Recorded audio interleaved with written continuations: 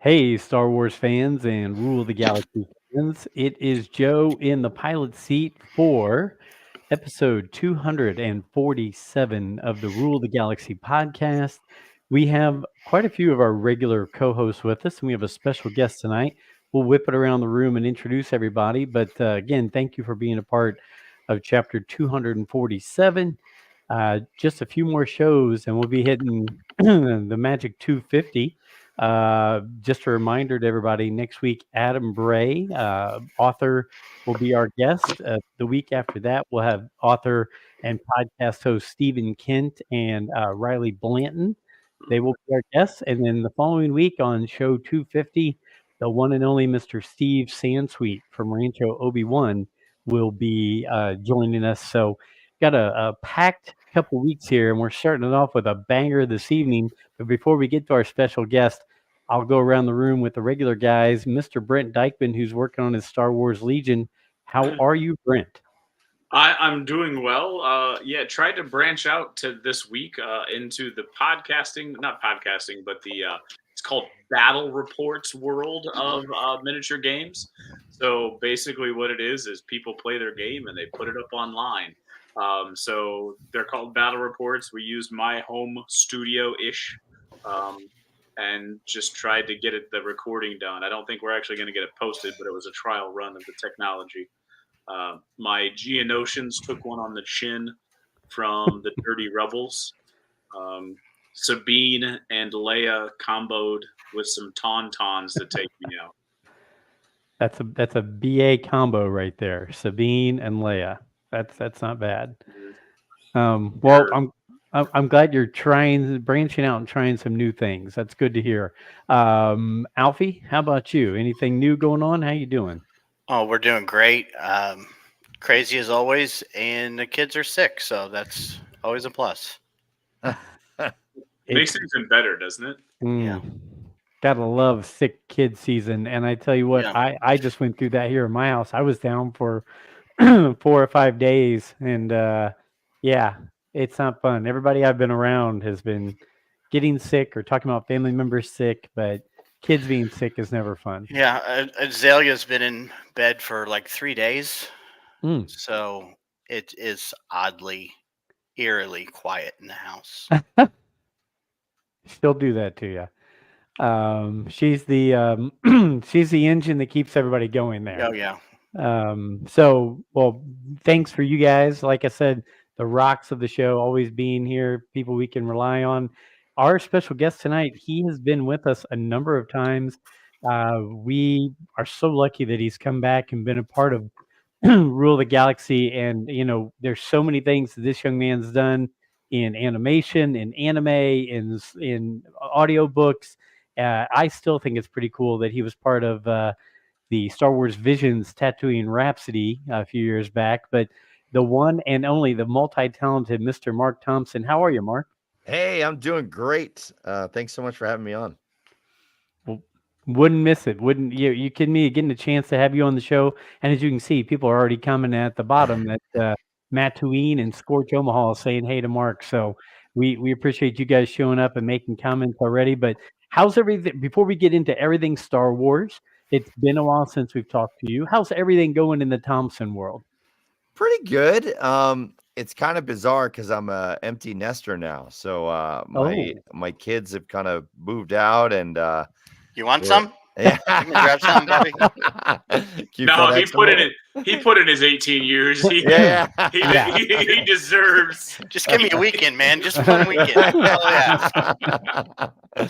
I do miss playing with them when they were at that young age. So, but I don't know if I'd say that if I still had as many sleepless nights. So, but yeah, so it's a little quieter here, and but overall things are going really well, and I've been pretty busy work-wise, and so overall I can't complain. Things are going really well. Good. It's for some of us to sit here and take the time to actually get to speak with somebody who's this close to Star Wars, right? Like, you've touched it, you've read it, you've gotten paid to be a part of it. It means a lot to us that you'd be here and join up with us. I would be remiss if I didn't do this. I Brent and I weren't a part of last week's show, and then this crazy news and everything hit. I think you guys might have breached the subject, but I never got a chance to say anything about Carl Withers. And I tell you what, I've heard many podcasts over the last week, and I've yet to hear someone in Hollywood, which is a very, as we know, jaded town. I've had to hear anyone say a bad word about this man. And with my Italian American descent and thinking that I should love Rocky for all that he was, it was really hard not all those years ago to really cheer on Apollo Creed and to see the character that he created. And then, you jump from that. I know he's in a ton of other things, but for me, Apollo Creed, Chubbs, and Happy Gilmore. I mean, my gosh, my son lives off that movie. He's 30 years old. He still lives off of that movie. And then obviously to make such a huge impact that he did as Grief Karga in The Mandalorian and part of the Star Wars universe. I just think, gosh, we don't lose a lot of stars where we all can say, gosh, everybody liked this guy. And to have him, pass away recently, it's just a sad story, but he's going to be missed. And he was from everybody saying he's a great guy. It's sad when you go, man, that's the kind of guy you really wanted to meet, like at a convention or something like that. Never got a chance to, but I think everybody thinks highly of him. And it's just R.I.P. Sad to see him go. Carl Weathers, big star in Hollywood. Go ahead, Brent. So you're missing one of the better, and it's a voice acting role that he had. And I'm only saying this because the guy who played me, his name is Carl. Yeah. And so I can't help but call him Combat Carl from the Toy Story show, which is Carl Withers, Combat Carl. He's like he was the G.I. Joe. So Combat Carl will find a way. Combat Carl found a way on Monday, that's for sure. So if he's listening, Carl, that was kind of a throw to you, but at the same time, Carl Withers passing away was. I also the next piece is I like the Super Bowl ad. Where he was in and how they treated that as well. So he was like supposed to be helping Cena learn how to kick so he could make the kick of fortune or whatever as the Chubbs character. But the last scene of it, they said Carl in memory of Carl of Carl Withers and put his dates on so I like how they actually treated him that way as well on that commercial. Agreed. You guys can throw anything in if you want, and we can just let it lie. It hit me, and I didn't get a chance to say anything about it till now. So I just thought I would throw that out there. But I tell you what, we have had some guests, Mark, recently that, as you know, we're so excited to have you as a voice actor in the Star Wars universe. I don't know if you've ever had any chance to work with these two ladies, but some of our favorite guests we've had recently were Vanessa Marshall and Nika Futterman, the voice of Asajj Ventress. Oh, wow, yeah. And I don't know if you ever had any interaction with either one of them. Just two of the nicest ladies in the world. Very different personality-wise. I think we'd all agree. They both are very professional. They're both very good at what they do. But you could tell they're kind of a little bit different personality-wise. Have you interacted with them ever, or had any work with either of them? I've not gotten to work with them, but it's funny you asked me this because I just a month or two ago was at a convention with Vanessa Marshall, and I was super kind of fanboying to meet her because I was like I'm a huge Rebels fan, and so I was like I was a guest and she was a guest, and she walked by me a couple times and she was like, "Hey, how are you?" I was like, "Hey," and then finally, the third time she was getting ready to walk by my table, I just kind of summoned enough courage and I just kind of got up from the table and I walked over to her, and she was kind of looking at me like I had this look on my face, and I guess she could tell I was, anxious or something. And I was like, "Hey, I've been trying to work up the courage to say hi to you. I think you're just amazing. And I loved Rebels." And she was like, "Dude, oh my gosh." And then she gave me this big hug and then we chatted about it. And she was super, super gracious and nice and kind. And told me, I was chatting with her about Ahsoka and if she had seen it yet or not. And she hadn't gotten around to it yet. And kind of talked about the transition there and stuff, and because we were all, anyway, so it was really cool, and it was a great interaction, and I think she's awesome, and I'm a big fan, and I think she's one of the voice actors that, like, I'm always impressed with people that have a huge range, and like when you look at the characters she's played, like she's got a great range, and she's a really great actor. So it was super cool to meet her. I was very into it. We kind of geeked out with her last year at the same thing at a convention, and she was absolutely fabulous. And you're right, she loves to hug everybody. It was very funny. We came up and we're like, little mice, and we're like, Miss Marshall, can we? And she's like, we don't do that. We hug. And we were like, okay. But yeah, sweet lady. And you mentioned range. I didn't know. Well, one, she has a fantastic range and a huge library of work she's done. But then Nika Futterman, I know her as Asajj Ventress, but then looking back at all the things she's done that we were discussing with her, shows on Disney, shows on Nickelodeon, all that kind of stuff. I was blown away because she has a very unique voice as well for Asajj, but some of her other voices were very, very cool and diverse as well. So just two great actresses that I was hoping you'd work with, but I'm glad you've interacted with, at least one of them. So maybe your paths will cross in the future. I want to say like Nika might have worked with Kevin Thompson, who does the audiobooks. I could be wrong about that, but I feel like he's done stuff with her before. Well, you did Dark Disciple, correct? Were you I did, yes. Yeah, because we actually asked her that question. We were like, was there ever any conversation to rope you into that? She said no. Was she mad about that? She wasn't mad. She was just like, I didn't even think about that. I didn't even cross my mind, but I was like, that's one of our favorite books here on the Rule of the Galaxy crew. And so it was just funny because I was like, wait, Mark did that book, and we're going to have Mark soon. So we'll talk about that. Were you as shocked as we go on to that? Were you as shocked to see Asajj back into Bad Batch? Yeah. Like at first, it's like when I first saw it, I was like, oh, wow. And I thought maybe it would be a flat. I guess it still might, because we haven't seen the episodes. Yeah. Yet. I think initially I was like, oh, maybe it's like a flashback to before. But then I was like, wait, that doesn't line up with the timeline. So then I was like, huh? And then I started looking at, like, I think Star Wars Explained had something on there about they added the blurb on the website and all this stuff. And I was like, oh, wow. So yeah, I'm very shocked and very excited to see what's going to happen there. Well, our favorite thing about that, I don't know, Joe, Alfie, am I taking what you were going to say? Go ahead. Our favorite thing about the interview with her was, and now I guess it's legal because a producer put it out in some sort of online publication as well. Because we asked her, because I always like to get processes, right? So I've talked to you before, and like, how do you get into character, and like, what's your process for finding the character?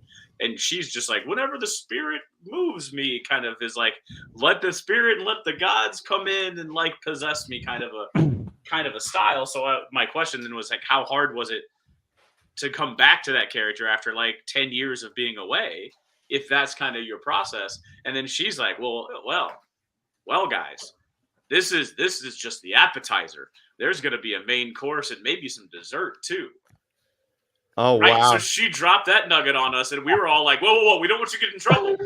And then Joe's line was the greatest. We don't want you to get in trouble, but please keep talking. Yeah.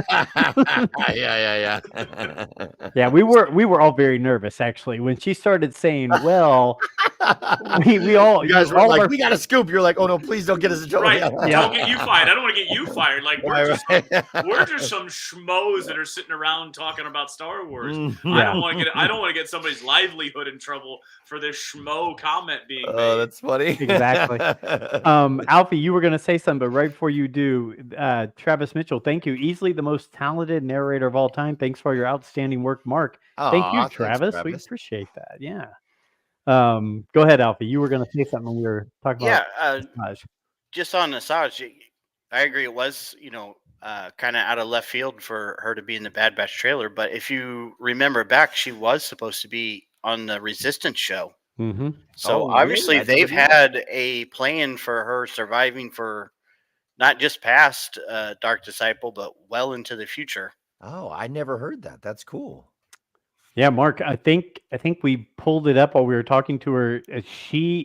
The original thought was Filoni and one of the other story directors was going to have her be that Miko or Mika character that was in Resistance, and somehow, if Resistance would have kept going, they would have had her face Kylo Ren head to head in Resistance. Oh my gosh, that would have been awesome. Yeah, it would have changed Wow. Resistance quite a bit, I think. Yeah. So, but yeah, Alfie, you're right. I mean, it's crazy to think that they had those plans.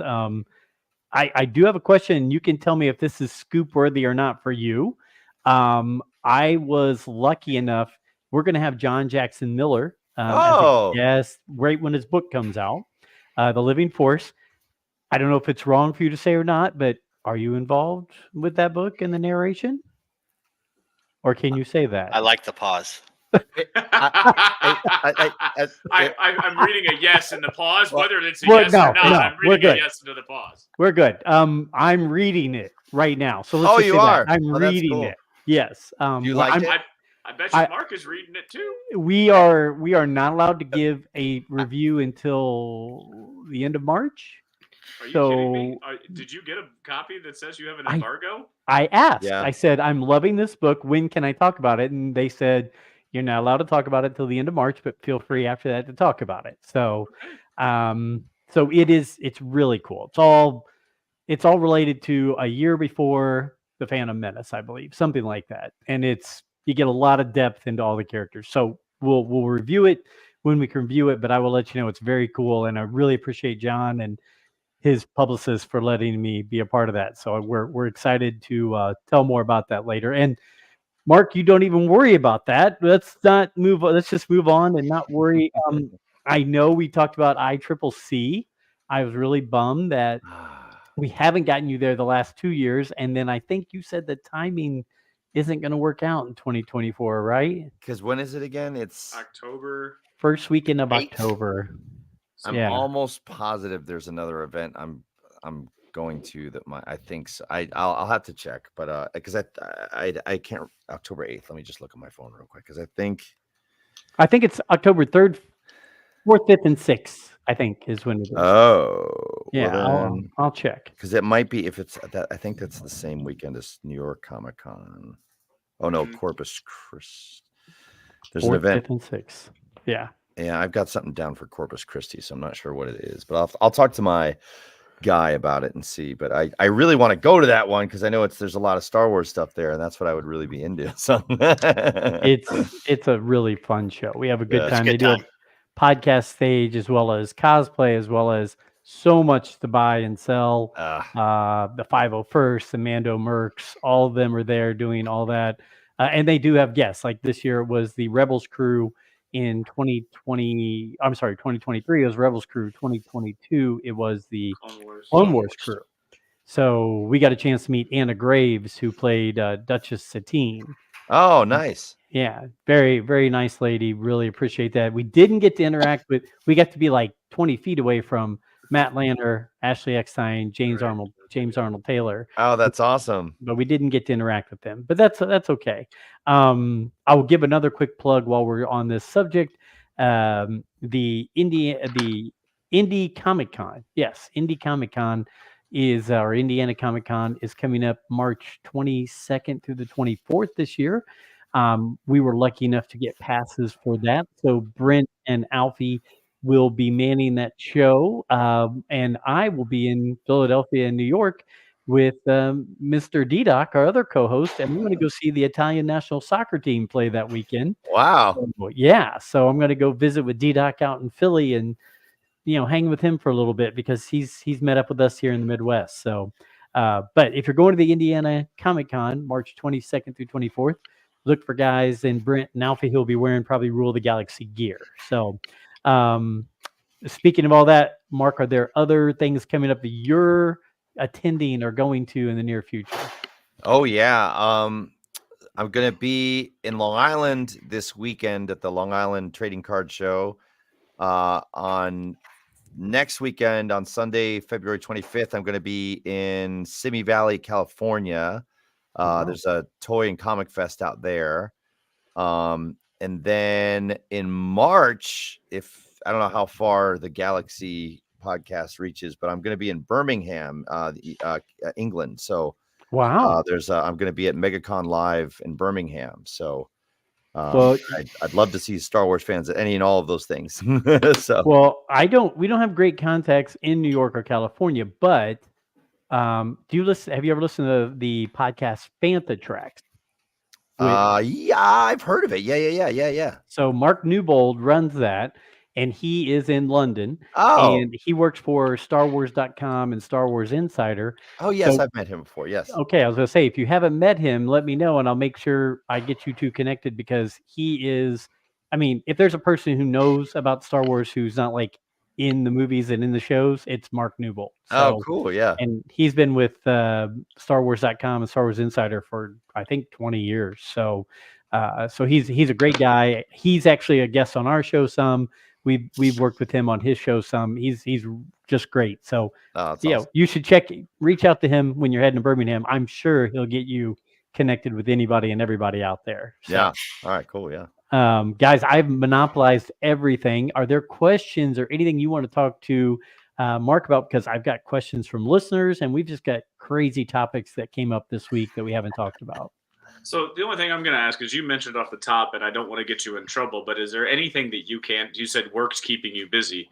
Is there anything that you can talk about with work? Is there anything that you know of that is a High Republic related? Are we in the High Republic world, or is there a couple books coming out there? If you can't, I don't want to, again, we don't want to get people in trouble. But we also want to know what you're doing, because just like there's been a couple comments like you're really good at, like, people like hearing you narrate. Yeah. So we want to let the world know what you're doing. Yeah. I'm definitely doing a lot, but I'm not allowed to say all the things that I'm doing. I think it's safe to say, because I'm pretty sure it's already been announced, that I recently narrated iJedi. They're going back and re-recording a lot of the. No way. Oh crap! Is that a thing? Is that a spoiler? No. I love that book. That was one of my favorite Legends books. It's awesome. So yeah. So that'll be coming out soon. I don't remember the exact release date, but I'm pretty sure that Penguin has already announced that. So hopefully I'm not getting in trouble right now. I'm sorry. But again, we are just a bunch of schmoes from Indiana. We're not gonna. Who knows if there's industry people listening to us? Right. I will say that Corin Horn character was fantastic in that book. I bet you really enjoyed playing that character. You know, it was really cool. Yeah, and like I did not. I had never read it before, and I was blown away at the scope of that story, and just all every time I thought, okay, this is where this story's going to go. Like, I felt like a whole new book would start, and it's like, like, oh wow, like now he's doing this, and so it was really very, very epic and really, really cool. So that's the Ryan McGee, right? Because that's one of Ryan McGee's favorite characters is Corin Horn. Like, at least I remember him dropping that name. So, like, I didn't realize that was from that book. So I might try to pick that up and listen to it. It's a real Brent. Honestly, I can tell you, out of the Legends books, besides the original Thrawn trilogy and things like that, the iJedi is a fantastic book. It's really awesome. Yeah. Didn't he show up on Kenobi? Corin Horn he was a kid, right? Well, I'm pretty sure. Yeah, actually, wait. Yeah, you're right. What was the kid him, or was it? No, it was. You're right. I think you're right. Yeah. Agreed. That's fantastic. I mean, weaving that back in for the future will be fantastic. So that's actually one of our guys who started the show with us, Ryan Massengale. He doesn't do the show anymore, but he still listens and comments to me. That's his favorite out of the big three and all that stuff. That's his favorite character away from that. Oh, wow. So yeah, very cool. Very cool. I'm glad you're doing that. And Brent mentioned High Republic. I know let's not talk about future stuff, but you've been very involved with the High Republic audiobooks completely, correct? Yeah, like I've been able to narrate all of the ones that were done through Del Rey. So there's some Disney ones that are kind of the more young adult ones, but I guess if you wanted to categorize them as adult, the Del Rey Penguin Random House worlds, I've gotten to do those. So like all through phase 1 and phase 2, and we started phase 3 the recent, what was it? Eye of the Storm, I think. So yeah, but so those have been awesome, and I've really enjoyed doing those because I'm a huge Jedi fan. Like I know everybody's got different things they come to Star Wars for, but for me it really is all about the Jedi and the Force. So I just feel like the authors have done such an amazing job expanding the mythology of the Jedi and how they view the Force, and actually, like, what has been cool too, even with like the Legends books, like seeing some of the parallels and some of the things that were done earlier and maybe revisiting some of those themes. And so I'm just totally loving it. And I think Marchion Roll and the Nile are such a great foil for the Jedi, and like such an interesting idea to have them, be all about peace and order, going up about with someone who's just all about chaos and anarchy. And it's just really awesome. I think it's such great storytelling going on in those books. I agree. I jumped into them. Work, life, everything has gotten in the way. There's, when New Jedi Order came out years ago, I was much younger and had more time where I could read through that entire series, right, with the Yuzong Vong and all that stuff. I've jumped in enough on these, but not to where I want to. I'm excited that they've got that encyclopedia out now, I think, like a character encyclopedia. I've got to get my hands on that because I think that will help me grasp it better, like get my hands around the universe and the world instead of just going in shotgun with all new, Right. I kind of want to rope in and go, that's okay, this character, that character. I think that will make me feel better about it. But I know that one of our big friends of the show, Duchess of Darksaber Light, I think you did a show with her on Rule of the Galaxy with us. She lives for High Republic. I mean, that's her entire thing. She cosplay as the Chancellor. Really? Yeah, with the two hounds and everything. Oh, that's so cool. Yeah, she did that at Celebration Europe, actually. Yeah, Celebration I may have seen a photo of her then. That's really cool. Yeah. So, Alfie, did you have something? Because I was just cutting in there everywhere. I really don't remember, but I'll just talk about High Republic for. I think I got to go back and actually, and this is no slight. It's just me personally. I think I have to go back and try to actually read the books. Yeah. I listened to the first 3. I can't tell you how many times, to and from Florida, and I mean, all I remember is that there's a rock. Yeah. Oh, yeah. Which is It's awesome. just something about the way my mind works. I can't Yeah. really listen to things and absorb any. Yeah, that's fair. I know people like that. Yeah. Yeah. Well, that's interesting. I'm Well, the I'm opposite. Like I sometimes need to hear or watch something because if I'm reading it, I sometimes just zone out and go, it just all looks like words on the page after a while. So like I it takes me a long time to prepare for these because I tend to zone out and get distracted when I'm reading. So See, I'm the complete opposite when I listen. I start listening to the book, and the next thing I know, I'm thinking about something I said to somebody when I was like 12 years old. And I'm like, well, what happened? I got to start all over again. It's okay. It's all right. While we're reloading on questions, I will tell you we got a few questions from some of our followers and listeners.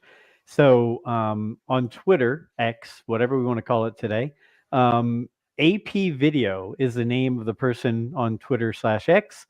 They had 3 snippets, and you could probably answer them pretty quick. One was, do you have any great memories of doing 2003 Teenage Mutant Ninja Turtles? I know you have 20-year-old memories.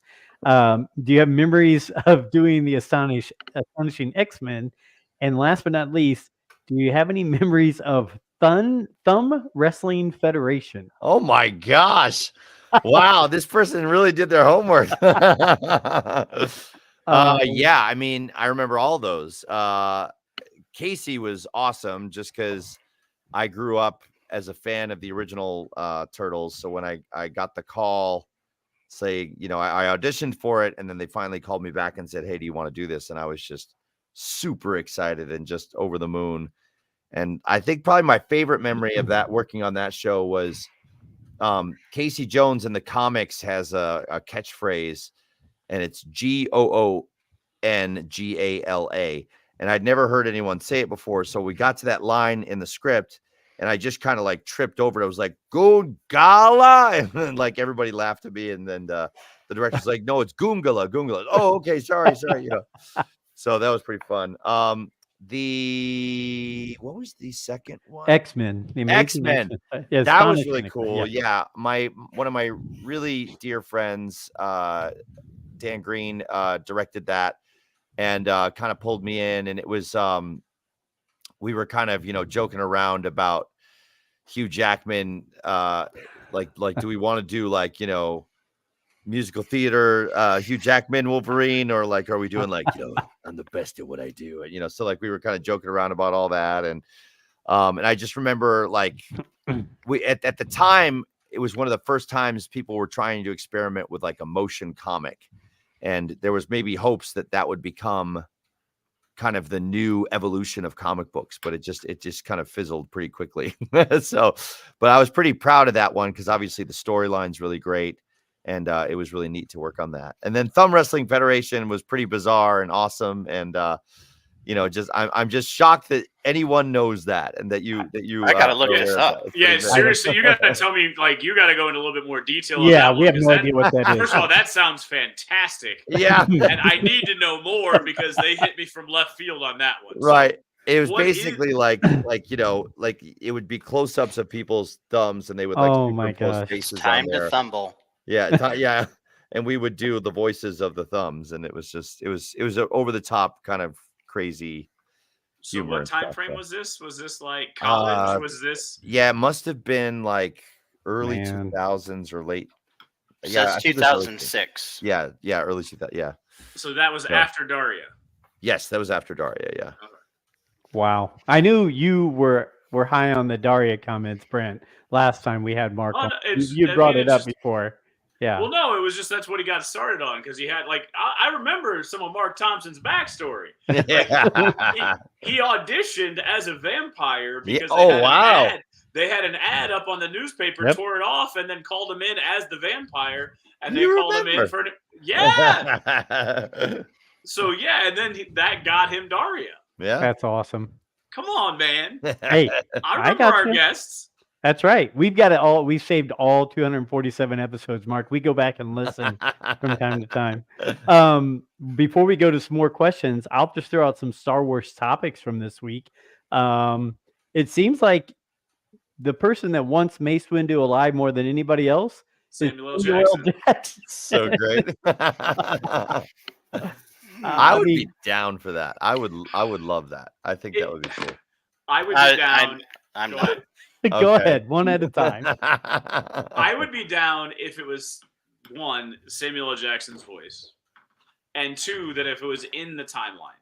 So I want it to be within his story. I don't want him to come back from the dead because I'm sick of people coming back from the dead. And I pretty much guarantee Ventress is going to be thrown into the witch magic pool of lava from Right. Dark Disciple and get healed and come back out. I guarantee you that's what's happening. So you got Ventress coming back from the dead. You got Maul coming back from the dead. Yeah. But that makes sense lore wise.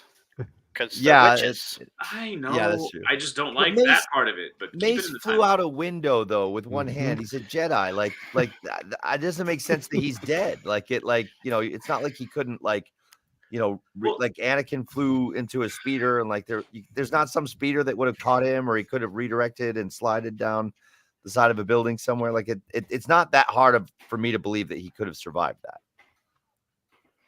I don't have a problem believing that he survived that. I have more of a problem that his story afterwards would be very interesting. Yeah.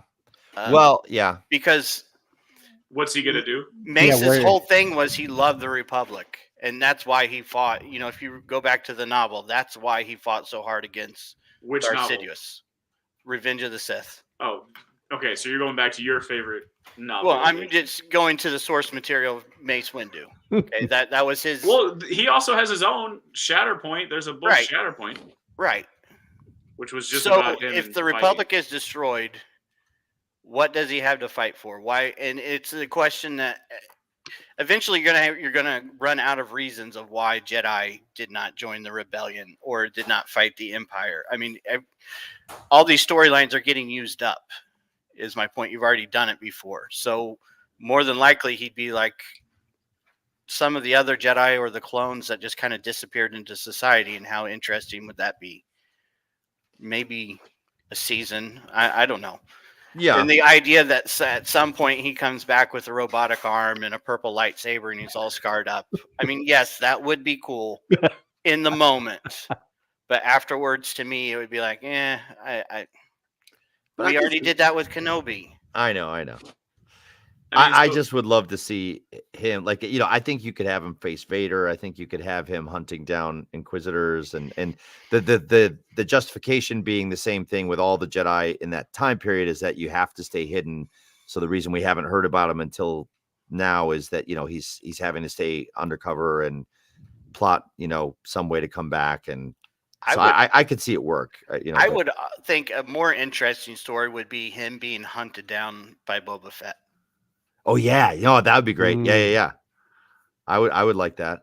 See, now you're wrapping in all kinds of things that people would jump to see and go watch. So Maybe he's why trying to stay Boba hidden Fett? because he killed his dad. Yeah, Boba Fett already tried to kill him once. love it. Now we're talking here. Destroyed an hire entire him. Republic cruiser just to kill Mace Windu. Gosh, yeah, I remember that. They were trapped. He and Kenobi were trapped, weren't they?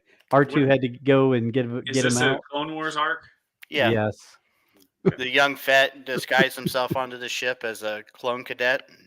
Which he I'll really tell you, we're- was. We're writing it right now. This is great. Yeah. Right, but what they're going to do is make every Clone Wars era and lose their minds because, I mean, they're going to be happy for this because they want that. Just like every 50-something wants something in the sequel trilogy, or sorry, not sequel trilogy. The original. Every 50-something wants something in the original trilogy world because it's going to bring back that nostalgia of what Star Wars was for them. Yep. Everybody wants that Mace Windu because you're going to bring back this galactic empire. You're going to bring back the clones and the droids, and they're going to get to relive their childhood of Star Wars and what Star Wars was to them.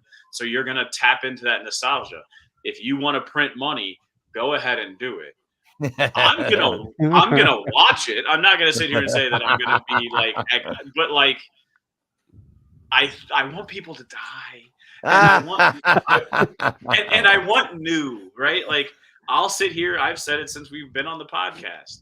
I want new, and then Alfie's gonna chime in with New is hard. Right? Like, I mean, that's kind of our running shtick with it. And I agree, new is hard, but that's what I want. And and that's my point about him being alive. If you come up with something new and not just the same recycled story, that would be cool. True. That's true. Did you like Ahsoka? Like, do you consider that to be new, or do you? I consider that to be new because it kind of it's additional to the Rebels. Like, so, and this is also, I like Rebels. Yeah, me too. Right. So like, I'm sitting here railing against because I didn't get into the Clone Wars. I didn't watch it. The arc issue and the timeline jumping bothered the hell out of me for the first 2 seasons. And there's something about the prequel trilogy did not resonate with me. Yeah. So anything that's in that prequel trilogy world is something that's not. It's Star Wars. I love Star Wars. Right. But it's not something that I feel like I have to go back to and watch all the time. Yeah. I really like that gap between Revenge of the Sith and so like Rogue One, like Andor, Rebels. Yep. So Ahsoka's kind of that same kind of thing between bridging the gap between the sequel trilogy and the original trilogy as well. So it's kind of in that Mandoverse world. Yeah. So I really kind of like that Mandoverse because it's bridging the gap. So that's newer stories. Right. Even though you're recycling characters, I still feel like there's some freshness to it. Yeah. And then because I want to know I really want to know about the other cells, right? So I love the idea that the Rebels was this family and it was a Rebel cell. But then they have to meet out there. They weren't the only Rebel cell, which is why I like Andor, because now you're seeing Andor doing something in a different way than what the Rebels were doing during the Rebels time. There's got to be thousands of them all over the place doing something similar, but in different ways. Yes. They're all rebelling in their own way. Right. And I want to know those stories because that's the world that I kind of like. And then they finally somehow find each other.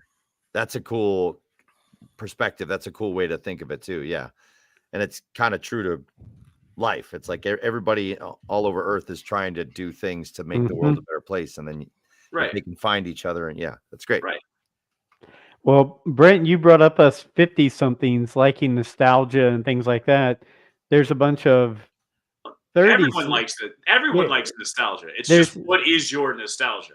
There's a bunch of 30-somethings or late 20s and early 30-somethings that are really excited that what is this giant freaking robot put as the worst prequel movie, The Phantom Menace, will be coming out May 3rd in the theaters for its 25th anniversary.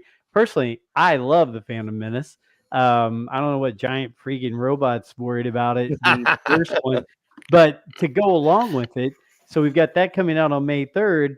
Then The Acolyte starts up right after that, correct? Is there a date for Acolyte? I thought it was I just saw summer. I just saw summer. Just summer. Okay. Yeah. So, but we're talking about the High Republic. We're talking about Acolyte. We're talking about the Phantom Menace. I mean, could there be some synergy going on with all those at one time? That would be fun to see. But I'm excited it's coming back out of the theaters. I will always go back and see a Star Wars movie at the theaters. Yeah, I agree. Lucasfilm, it's free money. Do it once a year. We don't care. Just Yeah. throw one out there. And I want that poster too. Like that poster is amazing. Fantastic.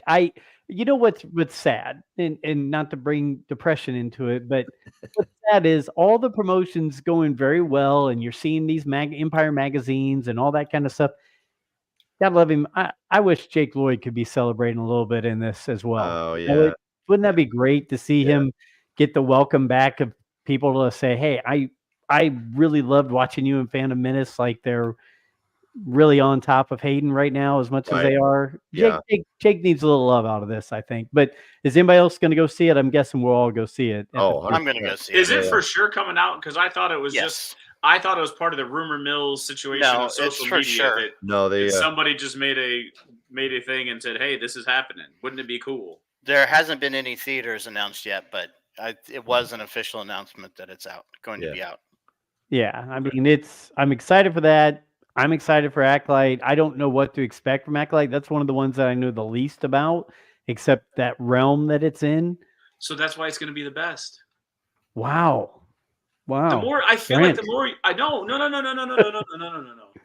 I'll explain. The less you know, the less expectations you build up in your head. Yeah. So you go into it expecting nothing, and you're blown away. There's already a lot of expectations for it. You just don't read it. From you, and that's good for you, right? Exactly. But Joe said it also. Now I'm not into for everything Star Wars. But you also said you don't know much about it. I don't. I've tried it. It's one that I've not gotten all the inside scoop on where it's going, what it's doing, except the realm, the time frame that it's in. That's about it. So. If it does a good job of linking the High Republic and the Phantom Menace and all that together, making some stuff, I think it'll be fantastic. So, I think you'll be pleased.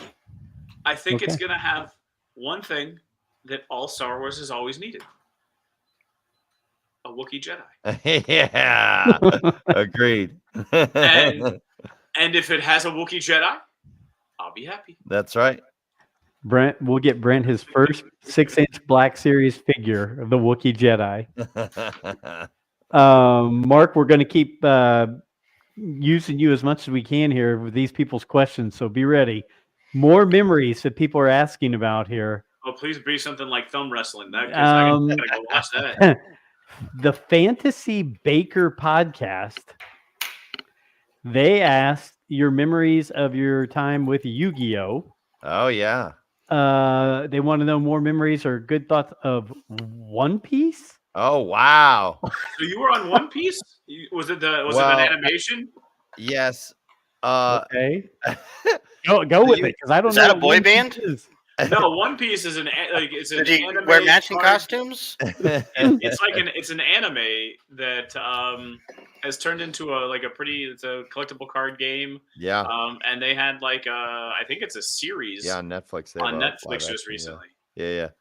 So basically, I worked at this company called 4Kids Entertainment, and they did Pokemon and Yu-Gi-Oh! And then eventually One Piece as well. And they produced all these shows. and their focus was taking, a lot of these cartoons that were produced in Japan and trying to dub them into English for an international market and for the United States. And so, and that was what I'm learning now, because my friend Tara has a podcast called 4Kids Flashback. But what she's kind of uncovered is that a lot of these, a lot of the Japanese companies actually wanted their cartoons to be marketed that way. So I was on that show. I was a character called Don Krieg, and he's like this really macho pirate. But a lot of One Piece fans don't like the 4Kids version because they had to edit out a lot of stuff and make it more kid friendly. Gotcha. And the anime is a lot more edgier and darker. And so even though I was a part of the 4Kids dub, there's another dub being done by another company now, and I'm not in that one. But I think a lot of the popularity of One Piece has kind of happened more recently with when the people were kind of doing it more true to the spirit of the original, and not kind of, making it more kid friendly, which is what we did. So even though I was in that one, some people don't like that one because it was more kiddie focused or whatever. So It sounds like Fantasy Baker podcast did like it. So well, good. Thank there. you, Fantasy Baker podcast. Hey, You don't have to you can plug other podcasts. Okay. Again, you didn't have to Tuck it under. Yeah. Yeah. What was it? 4Kids Rewind? 4Kids Flashback. 4Kids Flashback. It talks about all those shows like Yu-Gi-Oh, Pokemon, One Piece, and all this. It's actually a really great podcast. Awesome. You never know who's going to be listening. We're cool with cross promotion and trying to spark interest. Heck yeah, we are. We're not we're all good with that. So Mark, when you kind of I was like, let's give it its due. Mark, I don't mean to put you on the spot, but I guess I have to ask, do you think you could pull off Orlando Calrissian? Oh, good. Could you well, pull what off? do we have here? Oh my. That's pretty good. That was fantastic. Well, if Billy D wasn't the narrator of his book, what do we have here? I would say let's put you in and vote for you to do it. But ooh, his blink once if you are reading and narrating Lando's book. He's not. Okay. I already looked. Billy D is a narrator. I will be picking that up very soon because one of my favorite books ever, as everybody knows, is I Am C-3PO, narrated by Anthony Daniels. Oh yeah. And I can't wait. I'm finishing up, like I said, the other book that I'm going through right now. But as soon as I'm done with that, I'm getting the audio version of What Do We Have Here by Billy D. Williams. I don't know about you guys, but there's got to be some fantastic stories. I saw, wasn't there one where he was talking about, gosh, I'm blanking his name. It's just one of those brain fart things. The Godfather, what's his name? Marlon Brando? Marlon Brando. He said Marlon Brando hit on him at a party. Really? Come on, Billy D's bringing the heat in his book. Yeah, he said, Marlon said, hey, I've tried a little bit of everything. What the heck? Let's have some fun. So if that's the kind of stories we're going to get in the Billy D. Williams book, and we already got some fun stories from Femi Taylor on Return of the Jedi about Billy D. Williams. I think we're going to like this book right here. Are you guys going to check it out? Is that something that you guys would even partake in or want to look at? Because I'm pumped about it. Only if it's called the Lando Calrissian Chronicles. It's called What Do We Have Here?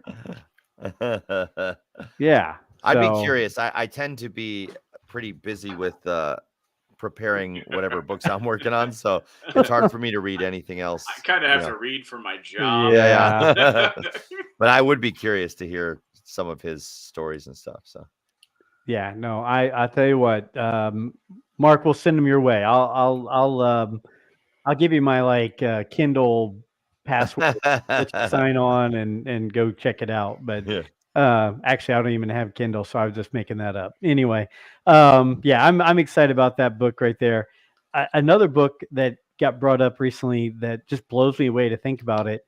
46 years ago, Splinter of the Mind's Eye came out. Yeah, 46 years ago. The first book kind of outside of Star Wars yeah. that most of us probably read related to I Star did. Wars.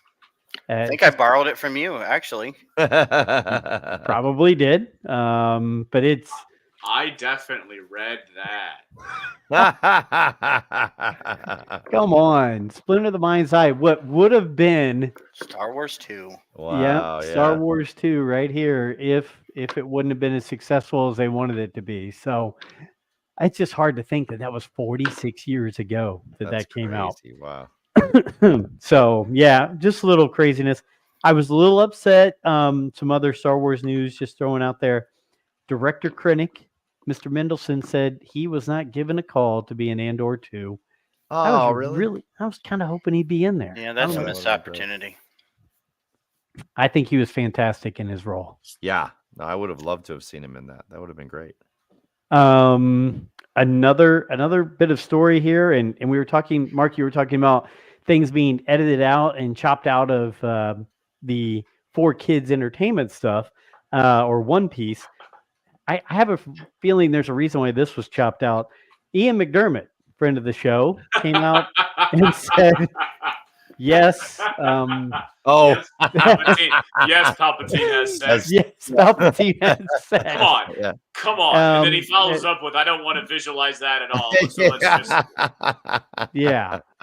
But he did say that when looking at the Rey story and all that, he was like, Palpatine had plan B, plan C, plan D, et cetera, et cetera. Yeah. So it's really good to see that he's thinking about that. Yeah. So, Well, and like I know everybody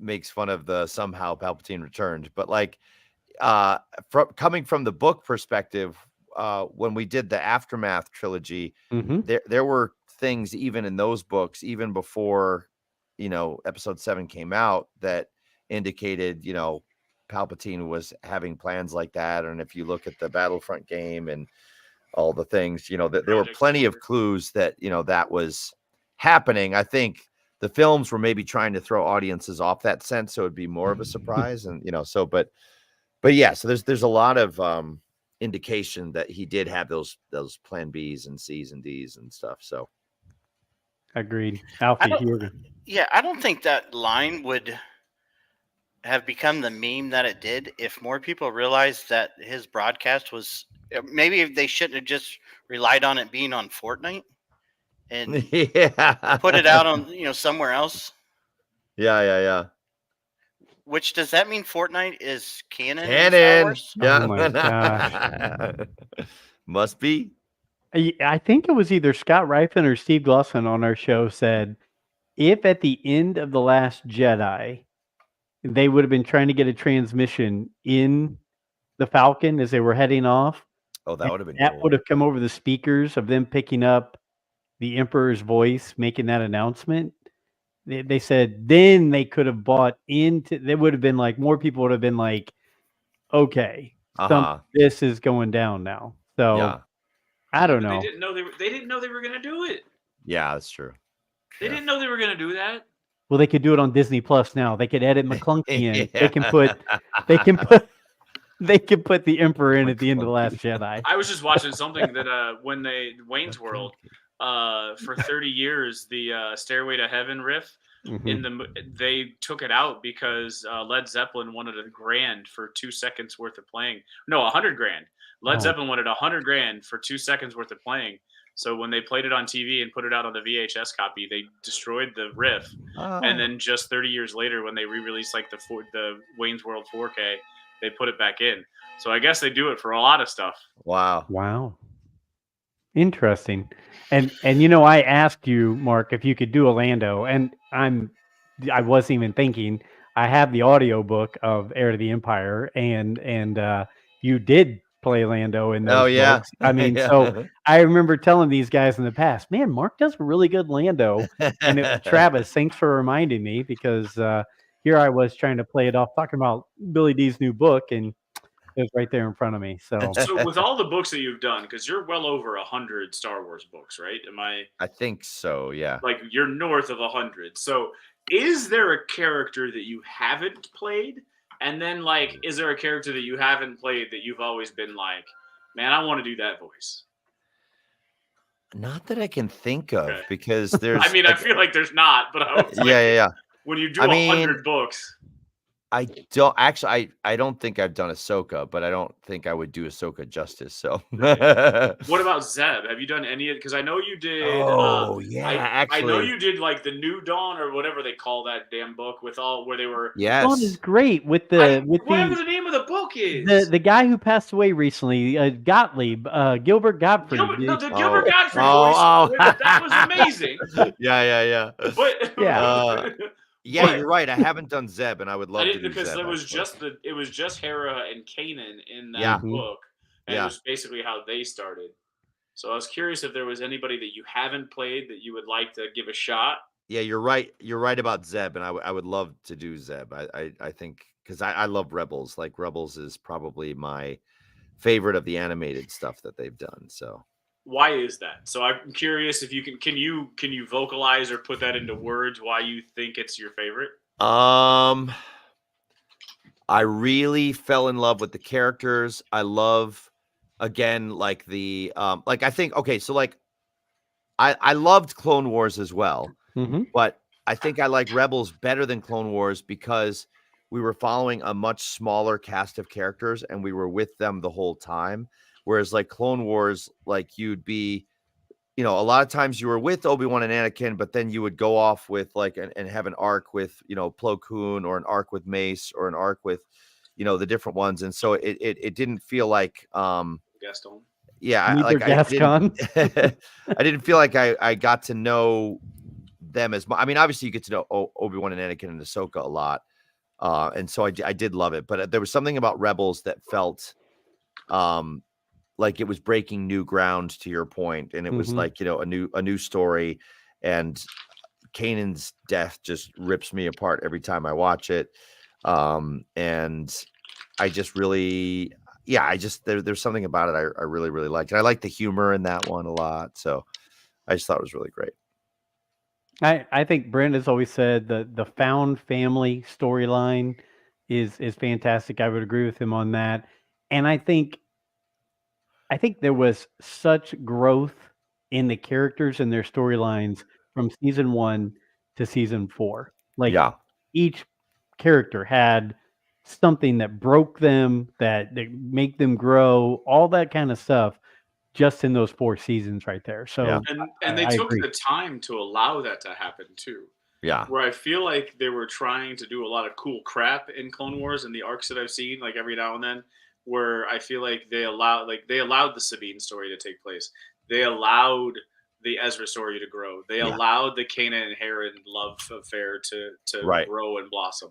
It was given time and to breathe, where I don't know if anything else was given that time. Like, that's Well, even the settings in the show, I mean, were pretty centered through 4 seasons around, what is it, Lothal. Yeah. I mean, it wasn't. Yes, they went many different places, but it always came back to that planet. It was a very centered show. Which I guess the Star Wars world is always centered on desert planets as well. So we always go to Jakku or Tatooine, right? I mean, that is like a grounding force for the Star Wars world. Yeah. And let's face it, I'm sure for filming it made sense because it was the easiest background, less expensive thing they had to build up, right? Right. I mean, you just take a scan with your camera. Look, sand, we're good. Okay, move on. I don't have to build a city here or anything, right? So, do we like? I've been trying to make Bad Batch be as important as a Rebels and as a Clone Wars and everything like that. Alfie has plenty of times said, let the Bad Batch be the Bad Batch, right? Like, we know them from the end of Clone Wars and from the beginning of this series as coming in and just tearing the heck out of everything and having plans and doing all these cool things. But there's been a lot of times where that's been kind of muted, right? Like, they've been kind of subdued storylines, everything like that. But I do see some definite growth going across this series. And I think I like all the intertwining of storylines that we're seeing with Mount Tantus and with, now this new character, and I apologize, her name, Omega's sister, the other Oh, right. clone who's with the Imperials.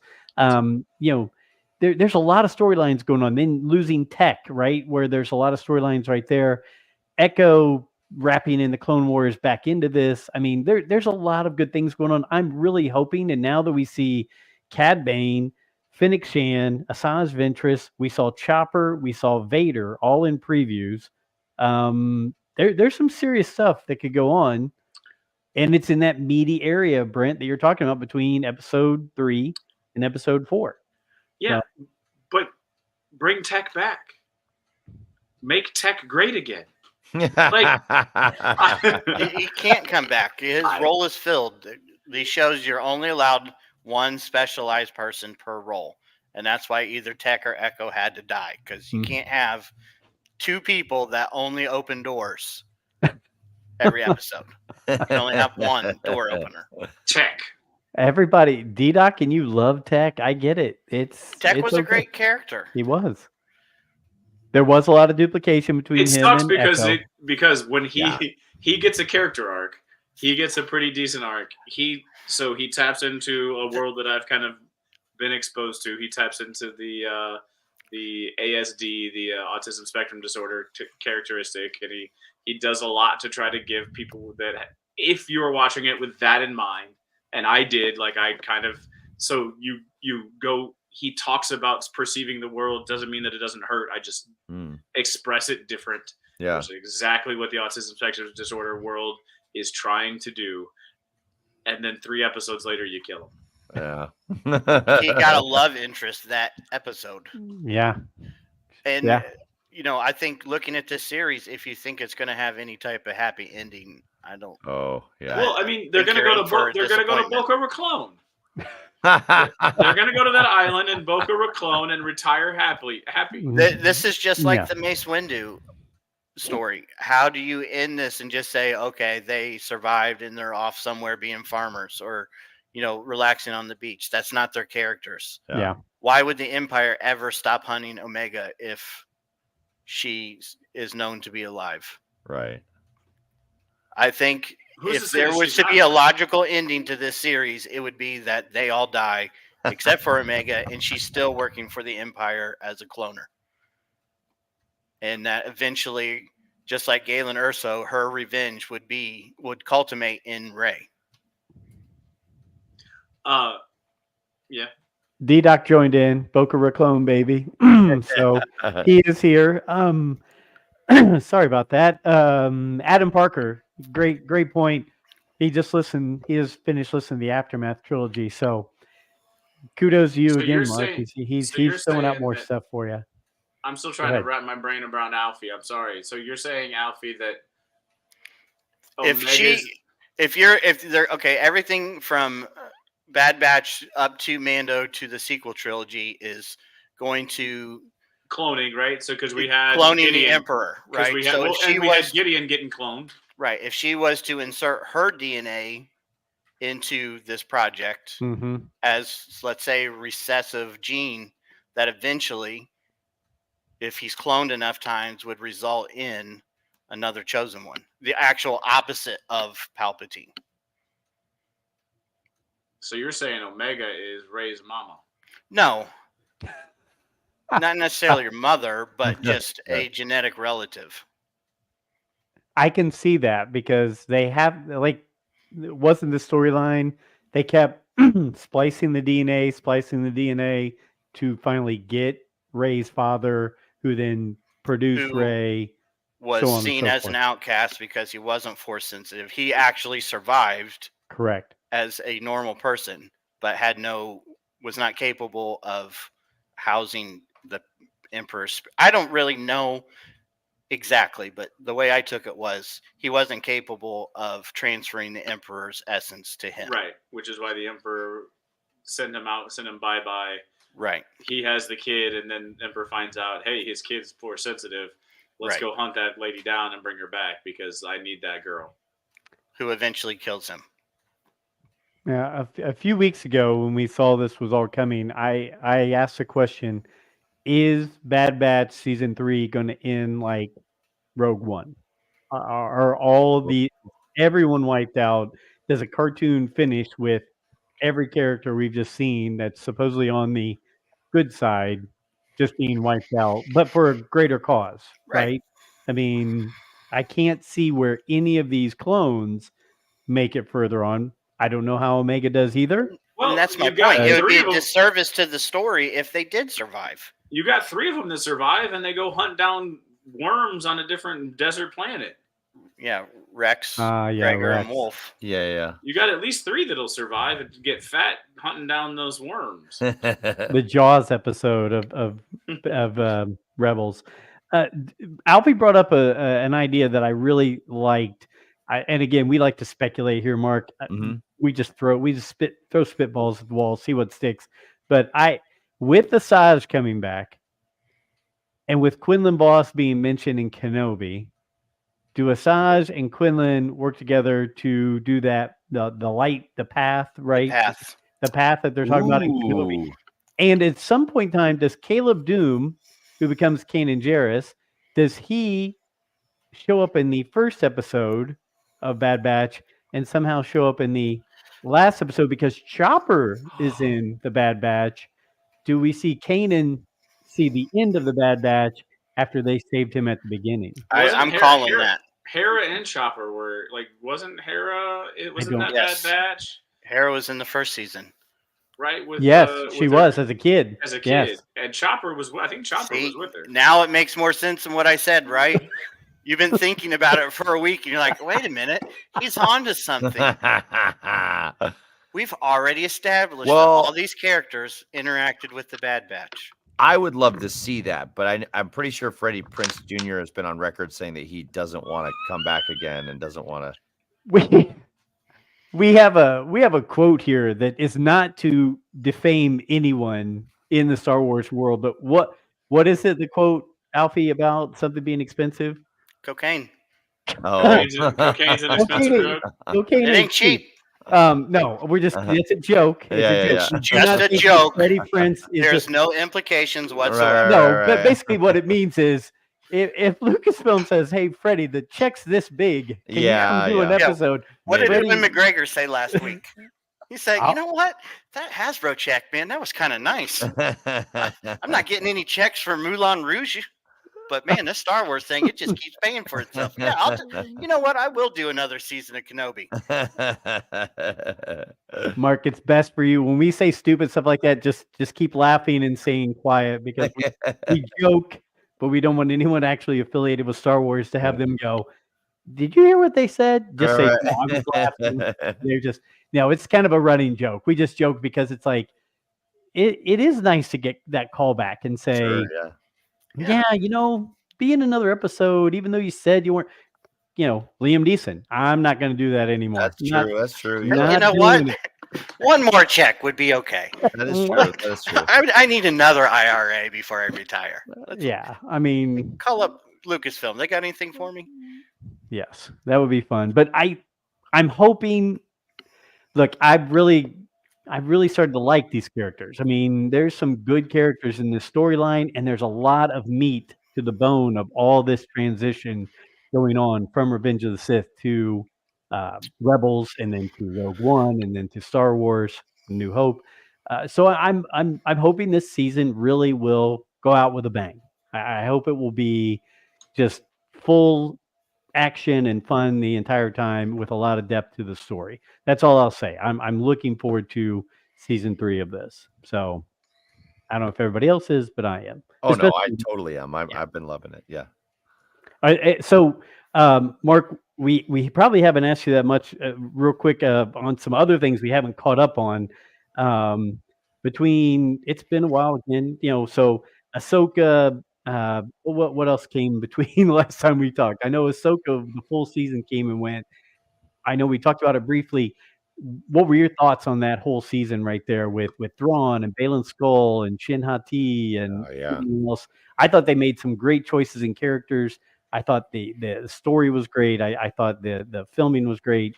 Let's hear from you. What are your thoughts on Ahsoka? Yeah, I mean, it's probably tied for first place right now in my heart with and of the TV shows, like between Mandalorian and Ahsoka. Like I really, really loved the idea of, I love the idea of Sabine training to be a Jedi, but she's not naturally gifted in manipulation of the Force. I thought that was like really great, thing, and I loved exploring that, and it kind of reopens like, I love that training, talent is a factor, but training, like anyone can train, and it kind of it opens up the possibility of any of us can be Jedi, and then I love that idea. I thought, Balin and Shin Hati were like so cool, and I know this is why they're doing it, but we just went back and recorded Survivor's Quest and Outbound Flight, and there's like a lot of parallels between some of the characteristics of Jorah Sabaoth and Balin Skoll, and there were some interesting parallels there for me, and I love the idea of this, like I love his whole mission and his whole mantra of like, I'm just tired of the endless cycle of light versus dark, and like I want to do something different, and that we might go deeper into the Mortis gods. Is like I was freaking out and like I was like screaming at my TV. I was the Leonardo DiCaprio meme. I was like, I was like, so I just love that show, and I thought it was so well done. And I love getting to see Anakin again, and I thought the World Between Worlds was really cool, and so I just loved it, and I can't wait for more. And Thrawn was amazing, and it was great to see Lars there, and I definitely want to know more about his exile and what his ultimate plan is. So I'm very, very excited about what the future holds. Me too. I thought we talked about it. Filoni swung for the fences in this series, and my thought was, and between Purgles, Thrawn, bringing back the World Between Worlds. He said, Mortis. He was like, nope, I'm throwing it all in here. Let's go. Let's see what happens. And I think he did very well on all of it, and I thought it hit. And I think it's got a lot of potential for a second season to see where it goes. Again, it's one of those things where I did talk to Mark Newbold before this series, and I said, to a lot of people in live action, or watching live action on Disney Plus, they don't know of Ahsoka except for the quick blip that she showed up in Mandalorian season 2. Yeah, and Book of Boba Fett briefly, right? Yep. And I was like, so they're gonna go, okay, why? This is a whole huge story about somebody we've seen 2 little snippets of, right? Because they didn't watch the animated or whatever. And I talked to more and more people who were like, besides seeing her in that, I didn't know much about it, right? Yeah. But I think for true fans who are like way into it, like guys like us, schlubs, like Brent says, that sit here and do a podcast, I thought it hit a home run on so many of the things. Oh, I loved it. Yeah. I can't remember how long it's been. Nothing else really has come out, has there? Between last time we talked to Mark, besides Ahsoka? I don't even think. I guess not. Mandalorian season 3? Did we? I don't even remember. Mark, Mando season 3. Yeah, I liked Mando 3. I think I did enjoy it. I was kind of hoping for. I want more of Moff Gideon, and I was a little let down that they didn't have more of him in there. But I'm sure. I don't think we've seen the last of him. I don't think that was. No one's ever really gone. His clone or Except for Tech. Yeah. No, I agree. Alfie, you were going to say something, but I'm sorry. I just didn't know how long Mark was going to be on here, and I had one question outside of the shows to ask him, and I think we touched on it a little bit earlier. But in doing so much of narrating and having to prepare for doing this job. I'm a mechanic, so I work on stuff all day. When I come home, I don't care what it is. I don't want to mess with it. Right. Do you read like for pleasure on your own? Like, no. I mean, if I weren't always in preparation mode, then I might. But and I have listened to some of the young adult High Republic audiobooks just to try to understand what's happening in the stories that I'm not narrating. But Right. but generally speaking, I don't read for fun. Like I was never much of a reader before I started doing audiobooks. I think now I might read for fun because I've learned to love reading from narrating the audiobooks, but it's just a time thing. And I just feel like I never have time to do it. So Brent, how about you? You got another question? No, I'm good. I appreciate Mark coming and spending his giving up his Thursday evening with us. I don't know if he's got to take off. I mean, Oh, yeah, I probably got to get going. No, you're good. I apologize. I'm sitting here trying to manage everything and didn't even see. Yeah, no, we appreciate you coming. I didn't want to keep you more than an hour, and we're going an hour and 15. So thank you for being here. We appreciate it. We will always promote everything you're doing, and you do a great job in all the stuff you do, no matter if it's Star Wars or other things related. So thanks again. We'll tie things up here if you got to go. We appreciate it. And thanks, and we'll talk to you again soon. Thanks, guys. I really appreciate it. It's good talking to you. Thanks. Okay, bye. Thanks, guys, for keeping me on top of things, because I'm sitting here making sure other messages aren't coming through. And yeah, so we got to. Joe would have D-Doc here. D-Doc would usually take care of things for me. Right. I have the attention span of a 5-year-old. So I might drop that down a bit. You have the energy of like a 4-year-old as well. Thank you, Brent. I'll take that as a compliment. Guys, anything you guys want to, anything you guys want to tie up with? Anything we didn't cover or hit or anything like that? Not that I know of. Like, so Bad Batch starts next week, right? Next week. 3-spot on Wednesday. It's a threefer. Yeah. On Wednesday? 3-4 on Wednesday. Yes. Actually, no. I like the Friday stuff better. Never mind. Friday stuff was better. You got it. Well, I'm sorry. We can talk about it on Thursday. You can't premiere on Friday, though. You can. They did. Mando season 1 was a Friday premiere. Well, that was season 1. You know, it was also like 6 years ago. Yeah.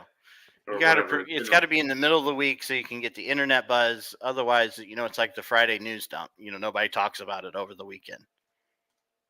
Yeah, you don't. You but definitely. I think it got like that first season got quite a bit of buzz. It just, but I understand. Yeah, and like I always say, I mean, I'm one of the biggest Star Wars fans that you'll ever meet, and I first read about the Mandalorian. I thought that was the dumbest idea ever. I did not see it working out that way. Well, it has worked out, and it's quite the little moneymaker for him, and very popular. So I am always happy to eat crow. So there we go. I've never had crow. I probably should eat it more. Delicious. You put a little hot sauce on it, and well, guys, thank you again for doing this. I look forward to this Bad Batch coming out and seeing where it goes. I mean, we got like 2-3 months of it, and then it goes to the Phantom Menace, and then in the summer we've got the Acolyte. So we're going to keep pretty busy with all this stuff. So, and between then or now and then, we'll have some conventions and different things like that coming up. So, and we've got some great guests coming up. So that'll be some good things here. But I always appreciate you guys being on and running that. And thanks for watching the clock for me there and Mark's stuff. So Joe's just out there in La La Land. But by the way, I do want to say right before you go off, Dr. Squatch threw out a Punnett Square comment that was Chef's kiss. My science nerddom and science teacher in me. Thanks you, Dr. Squatch. Thank you, sir. Hey, thanks to everybody. Adam Parker, Travis Mitchell, D-Doc stopping by, Dr. Squatch, Mattuine, Powerful Goose Omega 12. And then you had another one that's Omaha or something like that. Yes, it's going now. Scorch Omaha. There we go. Scorch Omaha. Thanks everybody for joining in. Thanks for Alfie. Thanks for Brent. Thanks for Marc Thompson. Sorry if I kept him too long. And until next week, guys, may the Force be with you.